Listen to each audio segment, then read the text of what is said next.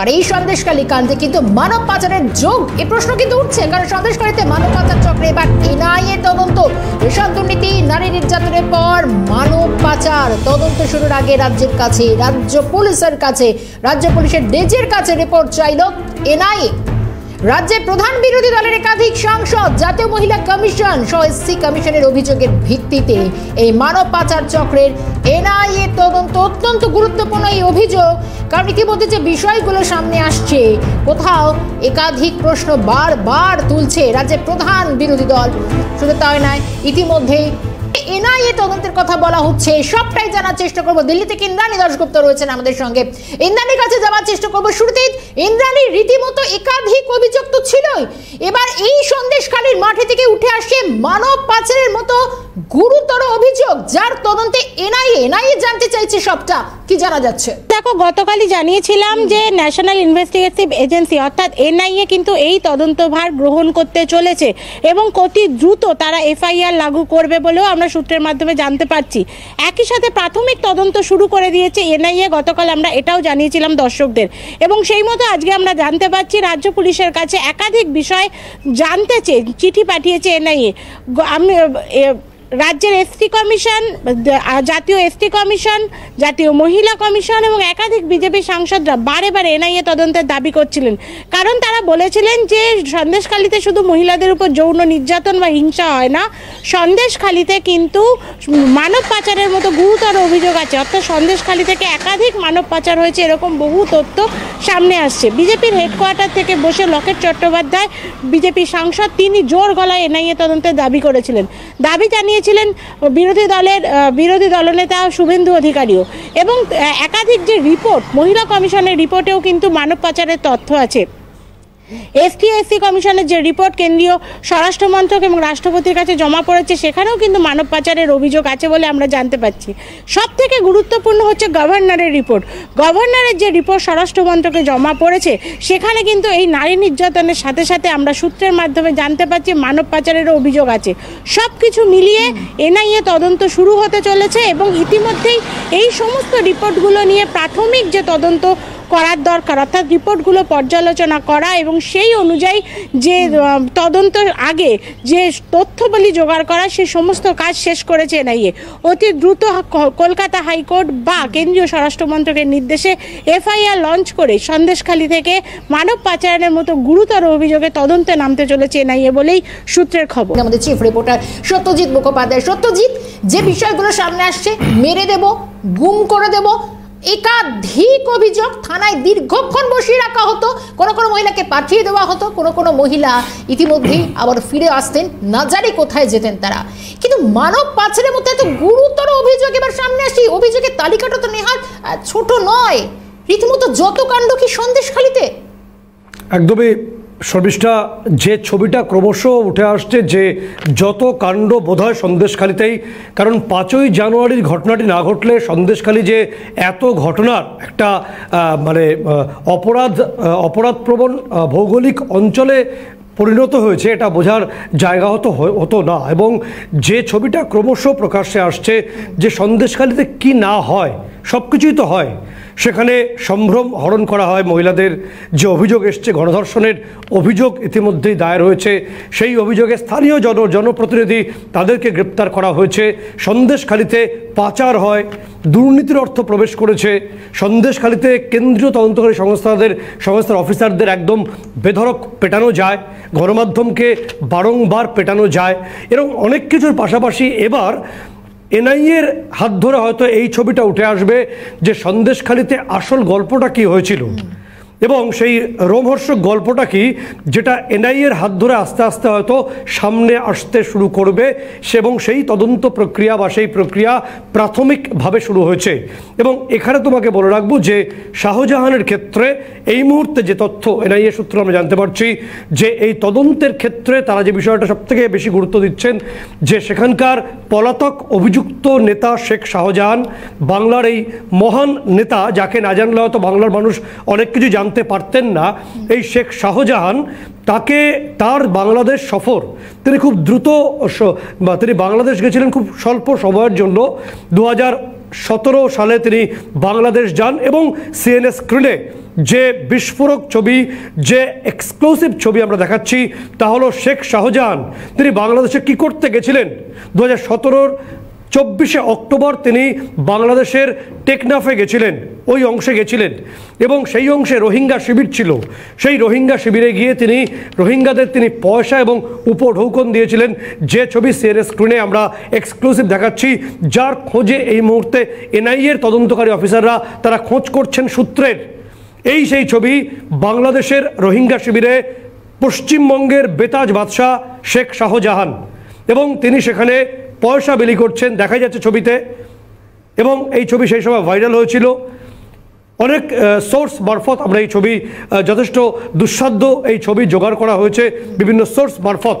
এবং তোমাকে বলে রাখার চেষ্টা করব যে এই শাহজাহানের সেই যে রোহিঙ্গাদের শিবির ভ্রমণ করে আসার পর, পরিদর্শন করার পর 2017 সালের অক্টোবর মাসেই 35 জনের প্রথম রোহিঙ্গা দলটি একেবারে বাংলাদেশের সাতক্ষীরা খুলনা হয়ে ওপারের অর্থাৎ বাংলাদেশের দিকের কালীগঞ্জ থানা পেরিয়ে, নদী পেরিয়ে এপাশের হিঙ্গলগঞ্জ দিয়ে তারা প্রবেশ করে এদেশে। এটা হলো 2017 সালের অক্টোবর মাসের কথা আমরা বলছি। সূত্র মারফত যে তথ্য আমাদের কাছে আসছে যে শেখ শাহজাহান সন্দেশখালীর বেতাজ বাদশাহ, যার বিরুদ্ধে ভুরি ভুরি অভিযোগ রয়েছে, যে নেতা শিবু হাজরা এবং উত্তম সর্দারদের মাথায় বসে থাকেন, সেই শেখ শাহজাহান যখন গেছিলেন বাংলাদেশের রোহিঙ্গা শিবিরে কি করেছিলেন, রোহিঙ্গাদের তিনি বলে এসেছিলেন চলে আসুন আমার এরিয়ায় এবং এখানে আসলেই যাবতীয় আপনারা সুরক্ষা পাবেন। এবং সেই ছবি, সেই সুপার এক্সক্লুসিভ ছবি সিএনএর পর্দায় এই মুহূর্তে। এবং পাশাপাশি সে বছর 2017 সালের অক্টোবর মাসেই রোহিঙ্গাদের প্রথম 30 থেকে 35 জনের দলটি এদেশে প্রবেশ করে বলে সূত্র অনুসারে সেই খবর পাই এবং খবর পাচ্ছি আমরা। এবং নির্দিষ্টভাবে যে তথ্য আসছে যে সরবেরিয়ার যে নূতন বাজার করছি এই মুহূর্তে আমাদের সঙ্গে প্রাক্তন এনএসসি কমান্ডার দীপাঞ্জন চক্রবর্তী রয়েছেন আমাদের সঙ্গে। দীপাঞ্জন বাবু স্বাগত জানাই ক্যালকাটা নিউজে। বেশ কিছু বিষয় আপনার থেকে অবশ্যই জানার রয়েছে এই বিষয়। আমাদের সঙ্গে আমাদের চিফ রিপোর্টার সঙ্গে রয়েছেন সত্যজিৎ। তোমার প্রশ্ন দীপাঞ্জন বাবুকে। দীপাঞ্জন, অনেক স্বাগত আপনাকে। সিএনএ প্রথম বিষয় যে এনআইএর প্রাথমিক পর্ব শুরু হয়েছে বিষয়টা বোঝার জন্য মানব পাচারের, এবং সন্দেশখালীর বেতাজ বাদশাহ তিনি রোহিঙ্গা শিবিরে পয়সা বিলি করেছিলেন, সেই সুপার এক্সক্লুসিভ ছবিও সিএনএর স্ক্রিনে রয়েছে। এবং তারপরেই 2017 সালের অক্টোবর মাসেই প্রথম রোহিঙ্গা দলটি প্রবেশ করে এদেশে এবং ভাগে ভাগে চলে আসে। মানে কোথাকার জল কত দূর অব্দি গেল? দেখুন, এই যখন শেখ শাহজাহানের ব্যাপারটা সারফেসে আসলো, আমি কিন্তু শুরু থেকেই বলেছি যে শেখ শাহজাহান কিন্তু কোনো একটি বিচ্ছিন্ন মানুষ বা বিচ্ছিন্ন কোনো ব্যক্তি নয়। এর পেছনে যে একটা বৃহত্তর ষড়যন্ত্র চলছে এটা আমি বহুবার বলেছি। এবং এই যে বাংলা থেকে, পশ্চিমবঙ্গ থেকে বাংলাদেশ হয়ে পৃথিবীর বিভিন্ন দেশে ছড়িয়ে পড়েছে হাজার হাজার কোটি টাকা লুটের টাকা, এই টাকাগুলো শেখ শাহজাহান একজন দালাল। কিন্তু এই টাকাগুলো যখন বাইরে যায়, বেসিক্যালি এগুলো হাওলা বা হুন্ডির মাধ্যমে যায় এবং এইগুলোতে একটা বড় অংশ থাকে সন্ত্রাসবাদীদের হাত। আর সন্ত্রাসবাদীরা ফ্রিতে কোনো কাজ করে না, তার বদলে তারা যে কাজটা করেছে, যেমন এই আপনারা বললেন যে রোহিঙ্গাদের ভারতে অনুপ্রবেশ করানো, পশ্চিমবঙ্গের সীমান্তবর্তী কিছু জায়গাতে ওদের টেম্পোরারি ট্রানজিট ক্যাম্প করে রাখা, তাদের সরকারি কাগজপত্র যেমন ration card, voter I card ইত্যাদি বানিয়ে দেওয়া। কারণ আধার কার্ডের বেসিসে প্রথম শুরু হয় রেশন কার্ড দিয়ে এবং তারপর সমস্ত বৈধ কাগজপত্র বানিয়ে দেওয়া, তারপর তারা পুরো ভারত ভূখণ্ডে মিশে যায়। এই যে পুরো প্রসেসটা, এটা শেখ শাহজাহানের মতো আরো বেশ কিছু দালাল করে, যারা একদমই কমপ্লিটলি তারা মাফিয়া অপরাধী এবং এদের মাথার ওপর হাত রয়েছে শাসক দলের বেশ কিছু অত্যন্ত প্রভাবশালী মানুষের। দুর্ভাগ্যক্রমে তাদের মধ্যে বেশ কিছু সংবিধানের শপথ নেওয়া মন্ত্রী ইত্যাদিও রয়েছে। এখন আমি শুরু থেকে একটা যেটা বলেছিলাম যে বাংলাদেশ, পশ্চিমবঙ্গের সীমান্তবর্তী এলাকাগুলো, বিশেষ করে দুটো 24 পরগনা, নেপাল, এখান থেকে যত মানব পাচারকারী ব্যবসা চলে, বিশেষ করে নারী পাচার, এটা কিন্তু বাংলা দিয়ে যাচ্ছে। এবং দক্ষিণ কলকাতা যে বন্দর এলাকা সেটা একটা বড় কেন্দ্রবিন্দু এবং অতি প্রভাবশালী লোকজন সেটাকে প্রোটেকশন দিচ্ছে। দীপঞ্জন দা, যে তথ্য আমাদের কাছে আসছে তাতে এটা জানা যাচ্ছে যে শেখ শাহজাহানের হাত ধরে আসা রোহিঙ্গা শিবিরের একটা বড় অংশ Kolkata CIT road, park circus বিভিন্ন অংশে পরবর্তী সময় মূল জনস্রোতে মিশে যায়। এটা একটা জনপদের জন্য, কলকাতার মতো একটা ভিড়বহুল শহরের জন্য কতটা বিপজ্জনক বলে আপনি মনে করেন? দেখুন, আমি বলছি আবার যে এটা কিন্তু কতগুলো ভাগে ভাগে হয়। প্রথম ভাগে এরা কিন্তু একদম সীমান্তবর্তী এলাকা, যেগুলোই ধরুন সন্দেশখালী বা দক্ষিণ 24 পরগনার একটা বিরাট অংশ যেগুলো একদম সীমান্তবর্তী, ওখানে প্রথমে রোহিঙ্গাদের রাখা হয় যতক্ষণ তাদের কাগজপত্রগুলো তৈরি না হচ্ছে, এবং ধাপে ধাপে তারপর কলকাতা এবং কলকাতার পরে পুরো ভারতবর্ষের ভূখণ্ডে এরা মিশে যায়। এটা শুধু কলকাতা বা পশ্চিমবঙ্গ বা কোনো নির্দিষ্ট জনপদ নয়, এটা ভারতের ওভারঅল সামগ্রিকভাবে রাষ্ট্রীয় সুরক্ষার জন্য একটা ভয়ঙ্কর বিপজ্জনক ব্যাপার।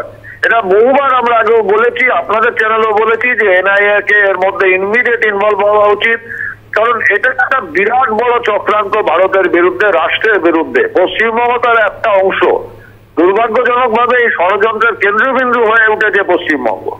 আপনাকে শেষ প্রশ্ন করব যে এক্ষেত্রে সন্দেশখালীর বেতাজ বাদশাহ শেখ শাহজাহান তিনি জানতেন তো যে এই নাশকতার সঙ্গে লোকগুলো জড়িয়ে আছে, তারপরও এদেশে তিনি নিয়ে আসলেন আমন্ত্রণ জানিয়ে, কতটা বিপজ্জনক এবং বেআইনি বা অপরাধমূলক কাজের সঙ্গে তিনি জড়িয়ে পড়লেন বলে আপনি মনে করেন?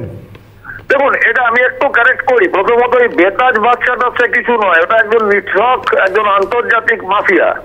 যেহেতু মাথার উপর প্রশাসন এবং সংবিধানের শপথ নেওয়া কিছু অত্যন্ত উচ্চ প্রভাবশালী লোকজনের হাত রয়েছে, ওই জন্য একটা আন্তর্জাতিক মাফিয়াকে আপনারা বেতাজ বাদশাহ বলছেন। বাদশাহ বলতে গেলে তো ওই লোকগুলোকে বলতে হয় যারা সংবিধানের শপথ নিয়ে বিভিন্ন গুরুত্বপূর্ণ জায়গায় বসে আছে।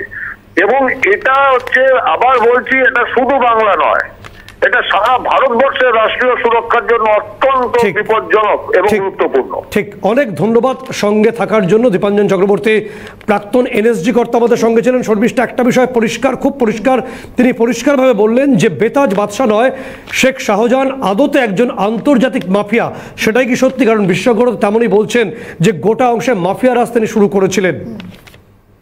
সত্যি এখান থেকে যে বিষয়গুলো, এই যে এনআইএ ইনভলভমেন্ট, তারা যে এবার গোটা বিষয় তদন্ত ভার হাতে নিতে চলেছে, সব থেকে বড় কথা এত গুরুতর অভিযোগ, এসসি কমিশন, জাতীয় মহিলা কমিশন, এদের প্রত্যেকের অভিযোগের প্রেক্ষিতে এবং অরুণ হালদার তিনি নিজেও যে এলাকা ঘুরে যা দেখেছেন তা কার্যত স্তম্ভিত হয়ে গিয়েছেন। এনআইএর ইনভলভমেন্ট কতটা জরুরি এই মুহূর্তে এই গোটা রহস্যের জট কাটাতে? সত্যজিৎ, দেখো, অনেকগুলো সমস্যা সন্দেশখালীকে নিয়ে তৈরি হয়ে রয়েছে, যেটা বিশেষজ্ঞরা বলছেন যে সেখানে নারী সম্ভ্রম লুট হয়েছে, সেখানে জনজাতি সম্প্রদায়ের জমি লুট হয়েছে, সেখানে মানুষের বাঁচার মৌলিক অধিকার লুট হয়েছে, সেখানে বাইরে থেকে রোহিঙ্গা অর্থাৎ যারা মূলত এদেশের মূল স্বার্থের, মৌলিক স্বার্থের পরিপন্থী বা বিপজ্জনক বলেই অধিকাংশ যারা বিভিন্ন এজেন্সিগুলোর মতামত বা তারা রিপোর্ট দিয়েছে বারে বারে, তাদেরকে অনুপ্রবেশ ঘটানো হয়েছে।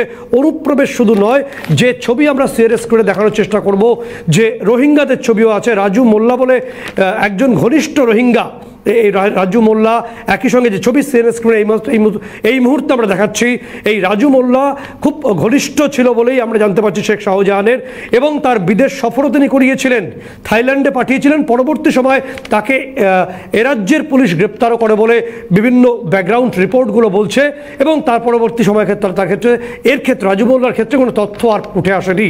ফলে এরকম ভুরি ভুরি অভিযোগ রয়েছে, ভুরি ভুরি তথ্য রয়েছে, একেবারে সাজানো বুনোটে ঠাসা রয়েছে এই শেখ শাহজাহানের গোটা সাম্রাজ্য। কি সেখানে হয় না? সেখানে নারী সম্ভ্রম লুট হয়েছে, এই রোহিঙ্গাদের অনুপ্রবেশ করানো হয়েছে বলে অভিযোগ, এবং এই রোহিঙ্গাদের ক্ষেত্রে যে সবথেকে মারাত্মক অভিযোগ যে বিভিন্ন কাজে, মূলত পাচারের কাজে এই রোহিঙ্গাদের ব্যবহার করা হতো রাত্রিবেলায়, দিনের বেলা তাদের বিভিন্ন গোপন আস্তানায় তাদেরকে পাঠিয়ে দেওয়া হতো।